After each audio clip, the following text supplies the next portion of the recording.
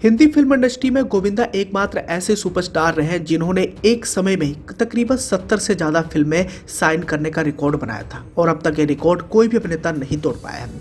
गोविंदा की बात करें तो 90 के दशक के काफी चर्चित अभिनेताओं में से एक माने गए, जिनके नाम कई सारे रिकॉर्ड भी रहे हैं। इन रिकॉर्ड में गोविंदा सक्सेस के नशे में चूर हो गए थे और उन्होंने कई सारी गलतियां भी की। खैर, मौजूदा समय की बात करें तो गोविंदा को आज पूछने तक के लिए कोई तैयार नहीं है और उनकी कोई सुध भी नहीं लेना चाहता है, क्योंकि गोविंदा के अंदर इतना ज्यादा घमंड आ गया था कि उन्होंने कई सारे निर्माता निर्देशकों से दुश्मनी मोल ली, जिसका नतीजा ये हुआ कि आज उनके कमबैक को लेकर कोई भी उनकी मदद करने को तैयार नहीं है। वैसे गोविंदा एक बड़े सुपरस्टार रह चुके हैं, भले ही आज उन्हें काम ना मिल रहा, लेकिन एक समय गोविंदा की चमचमाहट के आगे कई सारे सुपरस्टार फीके नजर आते थे। ऐसे में हम आपको गोविंदा और ही मैन कहलाए जाने वाले धर्मेंद्र से जुड़ा एक मशहूर किस्सा सुनाने वाले हैं, जहां पर धर्मेंद्र को गोविंदा की एक बात बहुत ज़्यादा बुरी लगती है और वो आव ताव नहीं देखते और सीधे तौर पर गोविंदा को एक चाटा रसीद कर देते हैं। बॉलीवुड के हीरो नंबर 1 कहलाए जाने वाले गोविंदा की तो यूं तो सैकड़ों हिट फिल्में रही हैं और इस दौरान उन्होंने दर्शकों का भरपूर मनोरंजन भी किया है, लेकिन एक्टिंग, कॉमिक टाइमिंग से लेकर डांसिंग स्टाइल से ऑडियंस को इंप्रेस करने वाले गोविंदा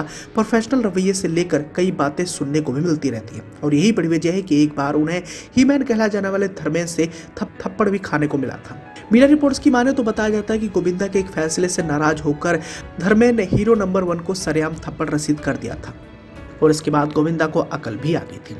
मीडिया में खबरों की माने तो बताया जाता है कि महेश भट्ट डायरेक्टर और हेमा मालिनी द्वारा प्रोड्यूस फिल्म आवारगी में पहले गोविंदा और मीनाक्षी शेषाद्री को कास्ट किया गया था, लेकिन फिर कहानी में कुछ बदलाव हो गया तो महेश भट्ट ने अनिल कपूर को भी फिल्म में कास्ट कर लिया। ये बात जब गोविंदा को पता चली तो उनके साथ अनिल कपूर को भी फिल्म में ले लिया गया तो वो नाराज होते तो गोविंदा ने आवारगी फिल्म छोड़ने का फैसला कर लिया। दरअसल उस वक्त गोविंदा और अनिल कपूर के बीच में मनमुटाव था और गोविंदा कभी भी नहीं चाहते थे कि वो अनिल कपूर के साथ काम करें, लेकिन ऐसे में महेश भट्ट इस फिल्म में गोविंदा के साथ अनिल कपूर को भी लेना चाहते थे।